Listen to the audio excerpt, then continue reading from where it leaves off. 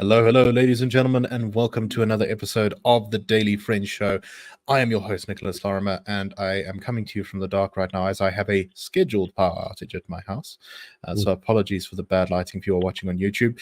I'm joined today by Mr. Michael Morris. Michael, how are you doing?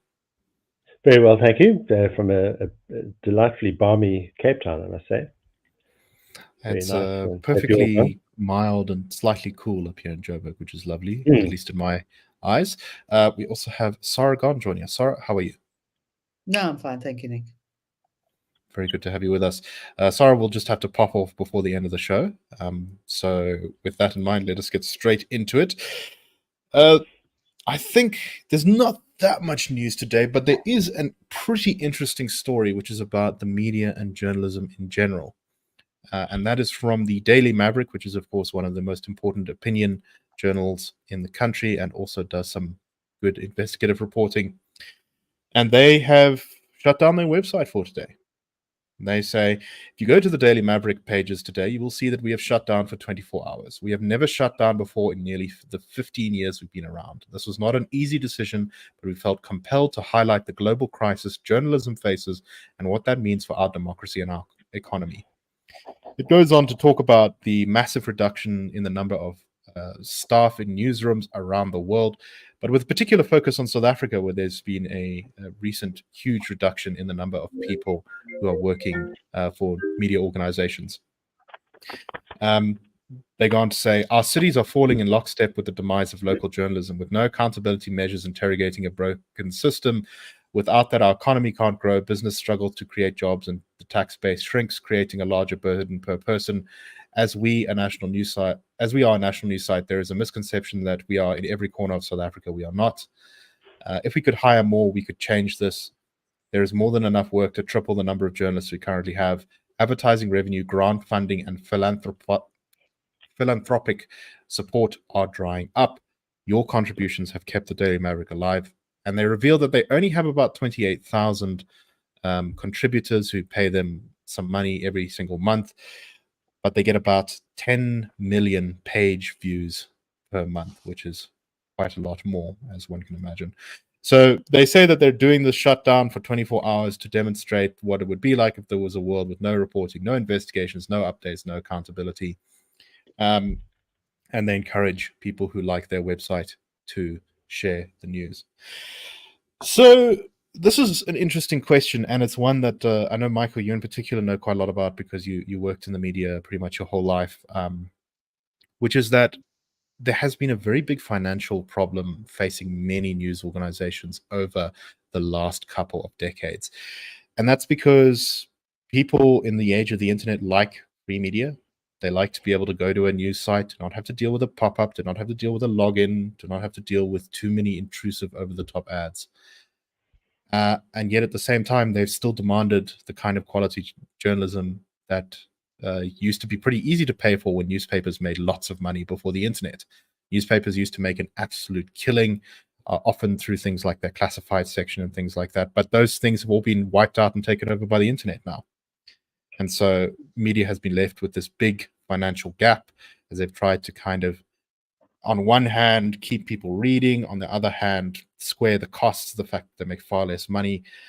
And there have been, I think, some fairly unfortunate results of this. I think the quality of a lot of journalism has gone down. I've often on this show complained about the reporting 3 tweets as a news story type of stuff, which happens from time to time. But there's still some good journalism that goes on out there, despite the financial problems.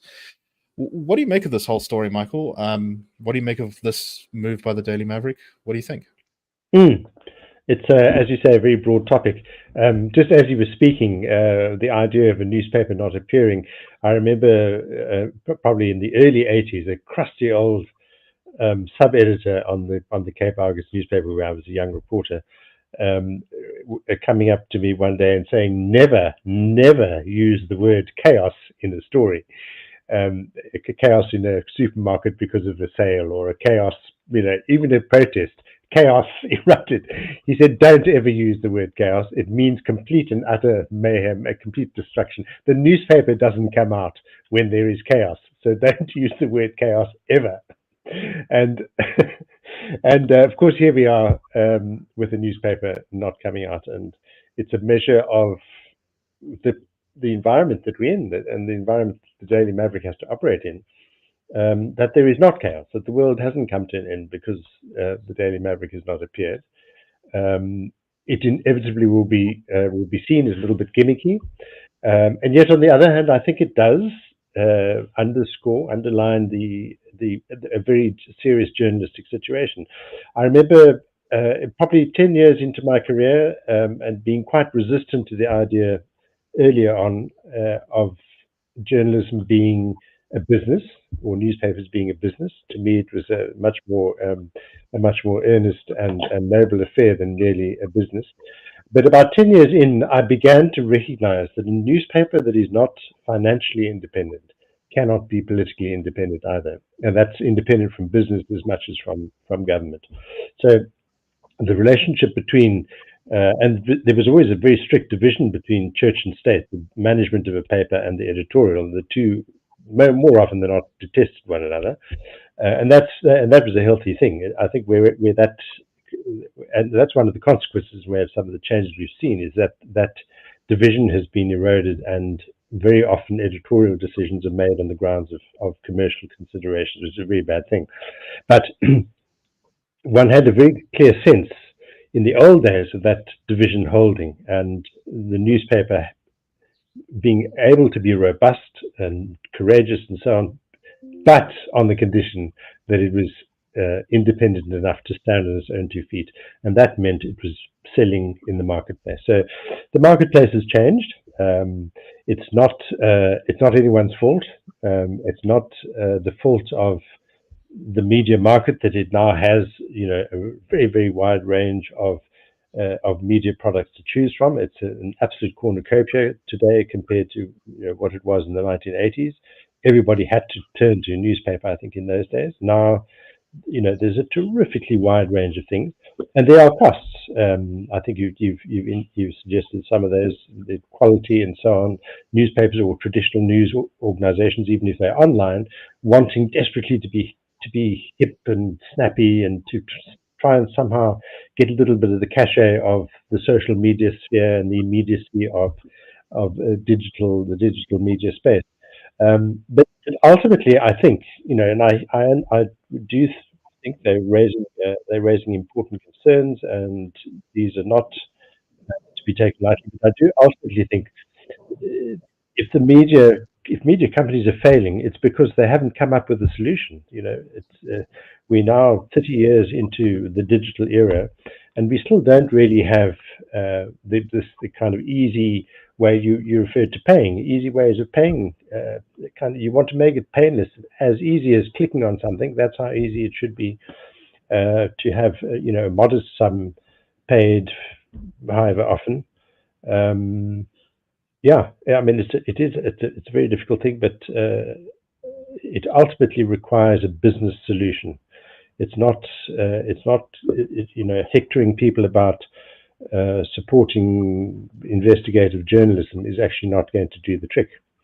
There has to be a much more serious-minded focus, I think, on the actual business model rather than on telling people how important journalism is, which I agree with. I absolutely agree with that, and I think it is a crisis in some respects. But yeah, that's essentially what I think is an initial position. Yeah. So, I mean, I think part of the problem here has been, so we have seen some successes in people coming up with new models of how to do media. You've got a lot of opinion journalists who have moved to forums like Substack, or sometimes they post on X/Twitter, where they can kind of point their readers through towards their opinion pieces or opinion they think is interesting. There has been those sometimes also include investigative reports as well, and that's a very sort of slimmed down operation, right? Rather than being a whole company, you just pay a little bit of money to this thing, and then it's basically a coming together of a bunch of independently established journalists. We've also seen individual journalists, whether they're using a platform like YouTube or some other one, to get people to fund them directly, and then going off to use that money kind of however they see fit. But the moment you kind of try to start scaling it up to something that can do the daily news, that I think is very much the place where everyone seems to be struggling. And there's definitely, I think, some mistakes that papers have made. And one of those has been, in many ways, we were talking a little bit about this before in the pre-show, Michael, is that there's been a desperateness to kind of engage with social media, but often, I think, giving it too much credibility. I just always wish I could remember the specifics of this example because it's stuck in my head, but it was a newspaper story where they were reporting outrage at some event, and then it was in total, I think, about 3 tweets in reply, and then about maybe 10 people quote tweeting the original tweet saying, "Oh, this, political party causes outrage," and then it's like, well, is 13 people really outraged? But that's very much a function of, oh no, we need to get a story up. There's only a very lowly paid junior journalist sitting there manning the desk. Oh, what are people talking about? People are talking about this. Okay, we'll throw it up on the website. Oh, look, it got quite a few clicks. So I guess it's a news story now. Sara, what do you make of this whole debate and the difficult place that media enterprises are in? I think, I agree with all of what Michael said. I think it's about focus, and I think there's a little bit of confusion in Daily Maverick. It sort of hops between investigative journalism, which is we all need, we'd all pay for, and I pay for Daily Maverick to see what they're doing, even the opinions to see what they're writing. But the opinions are so. It's not so much the ideology, which is, as has been pointed out, is distinctly left wing, but it's the quality is generally very variable. So that's a problem. But I think the biggest mistake in this particular action that Daily Maverick has taken, it's the classic thing of don't blame the customer. And the implication by the sort of, you've got to get involved type of thing is the blaming of the customer. And it doesn't matter whether the customer's at fault or not, or whether you need new customers. You're a business. As Michael says, you've got to make the effort to find a way to find that balance. And I think the problem is that when the general comment, if you see a lot of their emails setting out little, reference to news items, and they comment on it, that is usually where I find the most offense, is that sort of somewhat arrogant, condescending snideness, and that's not good for your customer base. That can be in your opinions, because they are the opinions of people, but that tone, and I think this, to some extent, in its own way, although it raises very important points, reflects that. So, Michael, one of the things my parents, who are both former journalists, complained to me about, and I think they definitely have a point here, is that there has been a trend in the last couple of decades of blurring the line between more, shall we say, dispassionate factual reporting and opinion. This is much worse in TV, I think, than it is in print, where it doesn't matter what news station you're talking to, but you'll have someone who's a news anchor who's actually an opinion anchor. They're there to give a point of view, but then sometimes they put on the hat of being a sort of factual reporter, and there's kind of, it all gets a little bit fuzzy, and that, I think, has contributed to people becoming more distrustful of older media establishments. Firstly, what do you think of that? And secondly, do you have any more thoughts on this? Yeah, I think that is an important point. There's an irony actually attached to it also, to this extent that I think quite a lot of the sort of legacy media or established media or traditional media, also often called the mainstream media, has tended, the more successful ones anyway, have tended to succeed in holding on to the idea that reporting is essentially a very different thing from opinionating. And to that extent, the levels of trust are higher. Whereas a lot of the media that challenges them and accuses them of being, punting a particular line, is so-called independent media, which is far from it. It's very sectarian media, which is only sort of advancing things from a certain point of view. But I do think you're absolutely right, and your parents are right.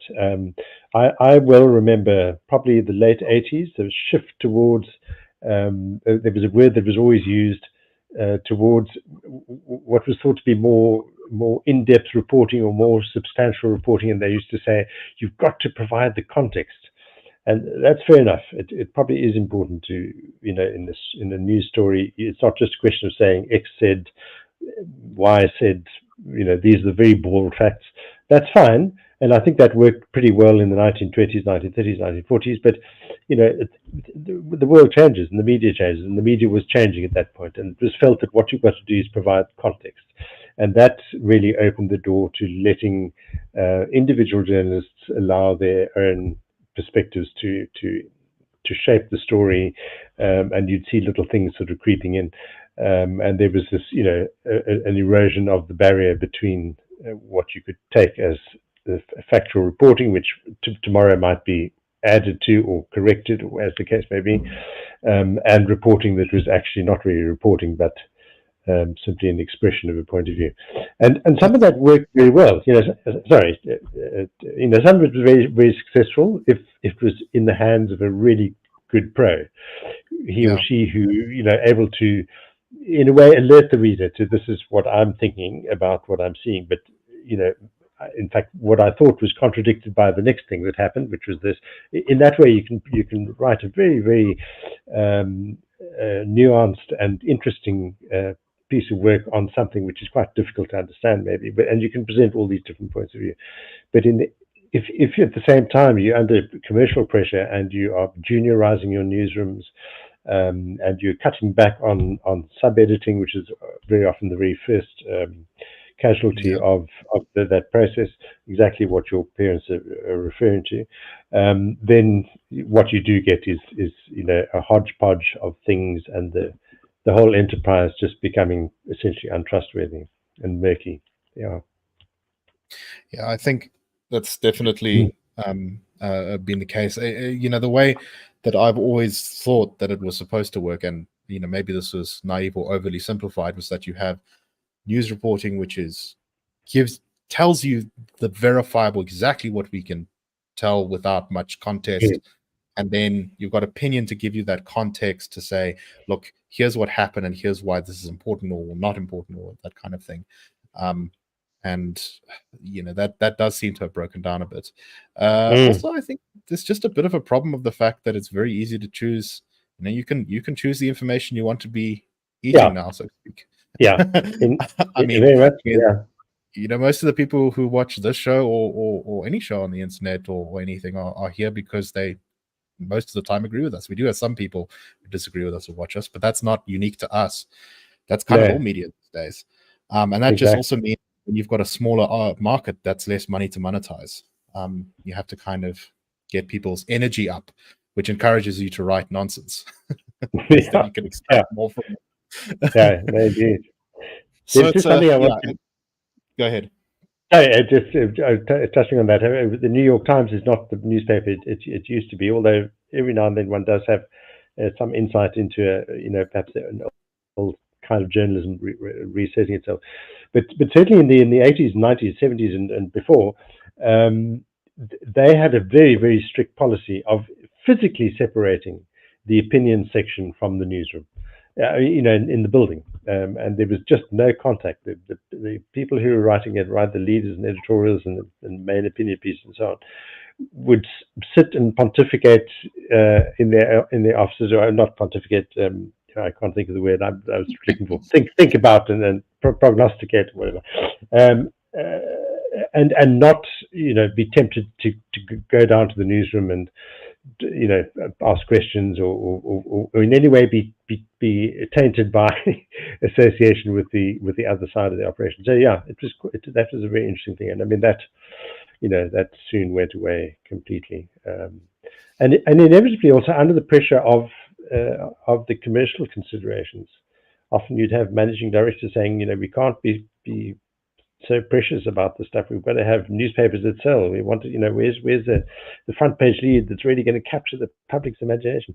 And that's what people then began to look for. Instead of looking for the news, they were looking for that, that great front page news, front page lead. I believe at the Washington Post at one point, they've since taken it down. They had a giant board at the front of the office which showed the number of collective clicks that each journalist's articles had managed to get. And there was like fierce competition to be at the top of the leaderboard. And this thing was completely destructive for their internal news thing, because everyone was like just trying to do more and more extreme things to get up on the top of that list. And anyway, we can clearly, I think, talk about this for a long time, but let's move on to our next story for today. And this is about the Ingonyama Trust. Now, the Ingonyama Trust is essentially the mechanism by which the state, through the Zulu King, holds an enormous amount of land in KwaZulu-Natal.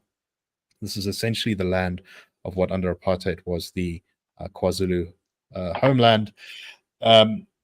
So there has been a research project into the Ingonyama Trust by the UCT Land and Accountability Research Center, which says that the trust is in fact not compliant with the Public Finance Management Act. They go on to basically say that the Ingonyama Trust has one trustee, and that is the Zulu King.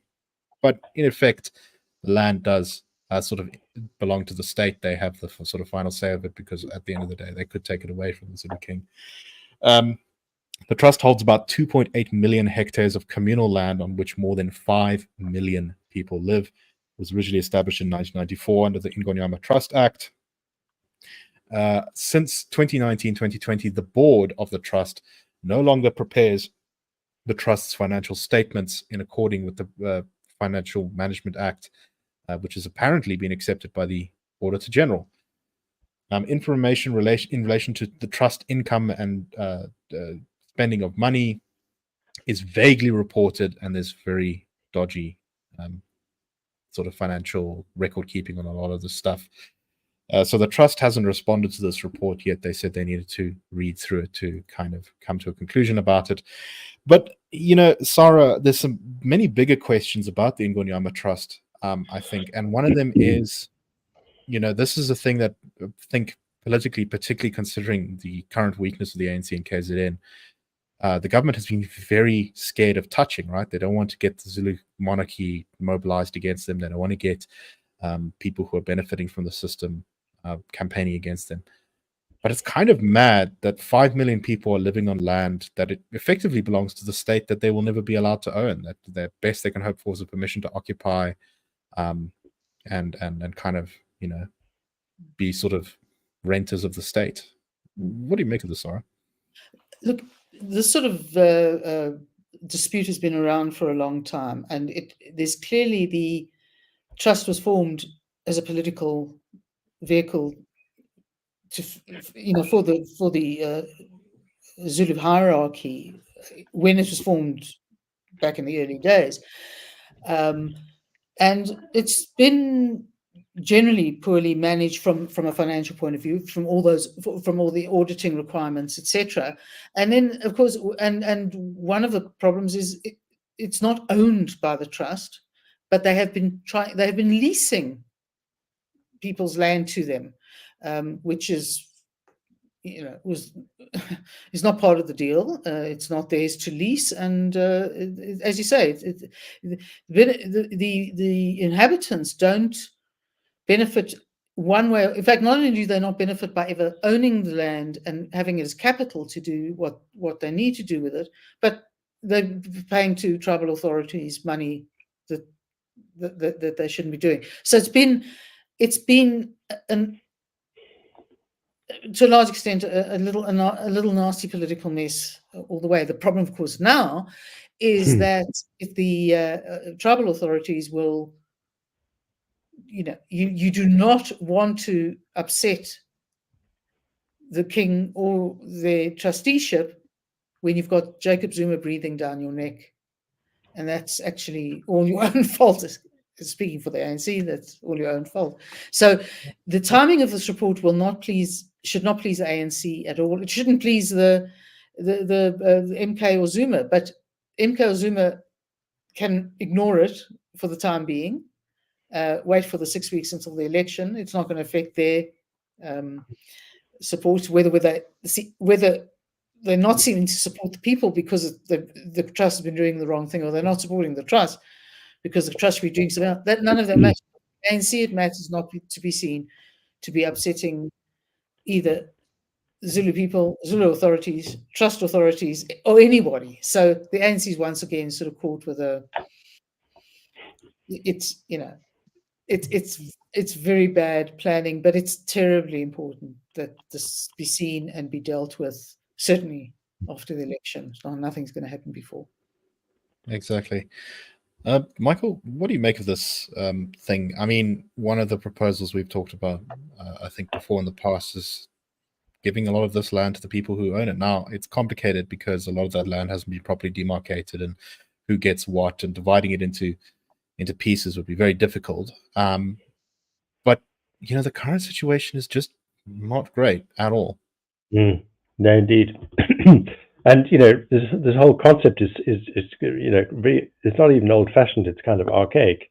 The idea of a king being the kind of senior figure heading up this vast setup that ends up on the ground, meaning that all these millions of hectares are being occupied by people who don't have any rights, and are beholden to this archaic authority.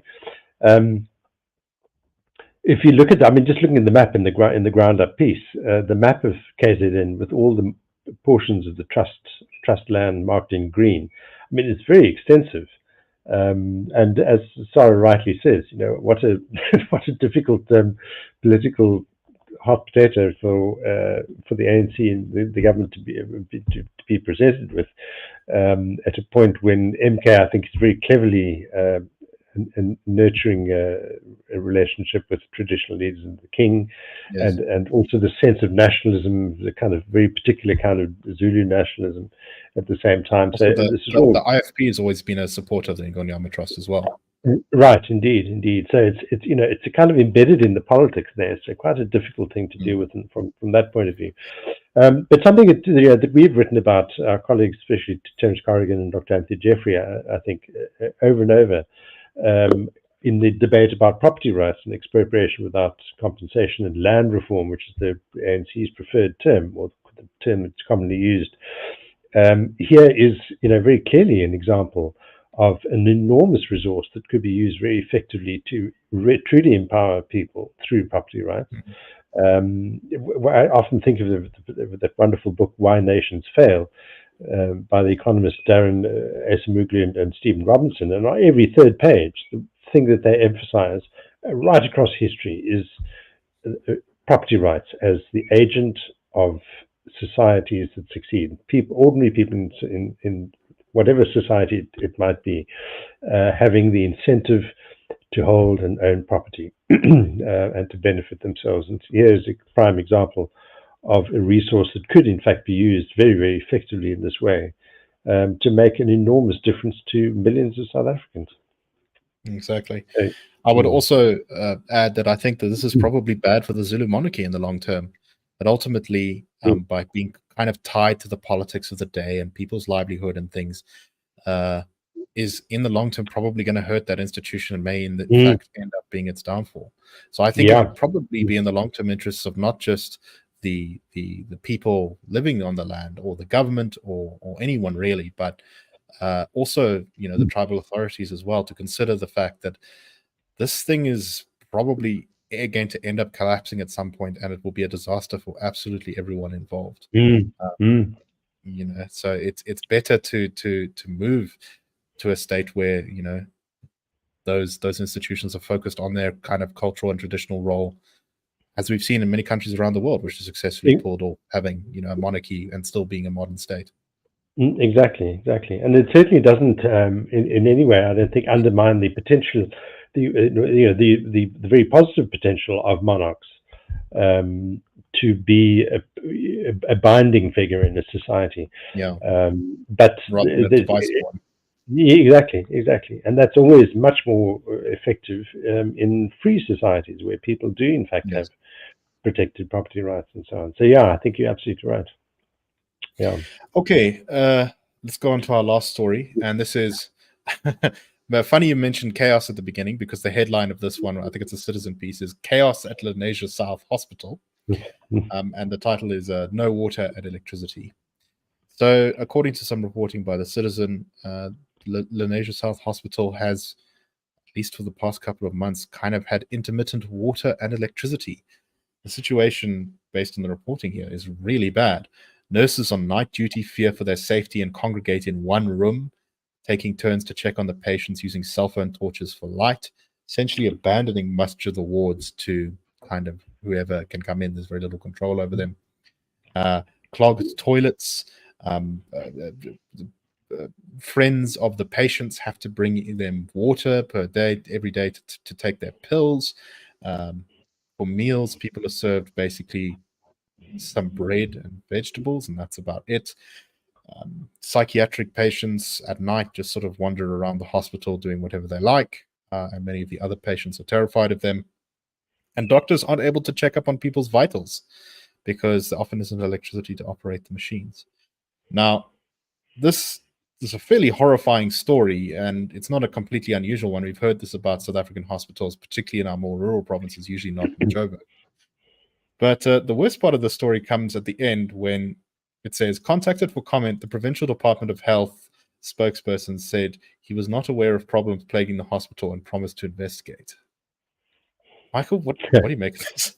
Yes, I agree with you that yeah, I mean that is the worst of it, and I can't help feeling that somewhere in the story I've lost it now, but somebody refers to the fact that it has been chaotic, and I think chaos in this context does seem justified, even if that old sub editor of mine was thinking more in terms of its meaning in Greek, but yeah, I mean for the department to say, well, we haven't heard anything about this, we're going to investigate this in itself. Perhaps people do eventually just get used to things not working, nurses huddling in corners, doctors not being able to work. But I very much doubt it. I think it's just a complete irresponsibility and neglect that's happening here, and it's properly embarrassing, which is exactly what it should be. Definitely. And kind of a bit ominous that something like this is being allowed to slide in an election year, when usually we at least get the sort of going through the motions or an attempt to quickly fix things up, at least before the election, which makes me even more worried, because the only thing worse than having a semi-responsive democracy is having an unresponsive non-democracy. Exactly. Yeah, I mean, I think with so many of these problems these days, one wonders if they're capable of doing much. I mean, where do you start for the entire hospital battling with water? If our democracy was in a healthier state, a scandal like this should actually be enough by itself, probably, to bring down the government in at least the province, if not nationally. Yeah, no, exactly. And resignation. Now we don't have time. We don't have time to talk about it, but Michael, you did actually write a piece with some reference to some of these themes. An opinion piece where you said low expectations across our society warrant closer attention. I think this may in fact be an example of that. Exactly. Yeah. And people just having a sense that it really is worth voting. It really is worth making better choices or different choices. But they really do have to believe that is a possibility. And let's hope that as our democratic project matures, that we do achieve these. Indeed. Those incentives are.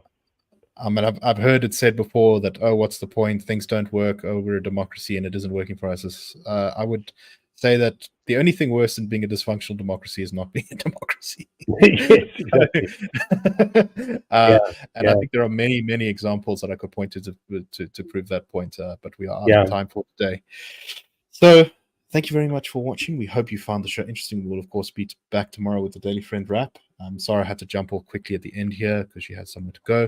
But thank you very much, everyone, for watching. And we will see you all tomorrow on the Daily Friend show. Cheers.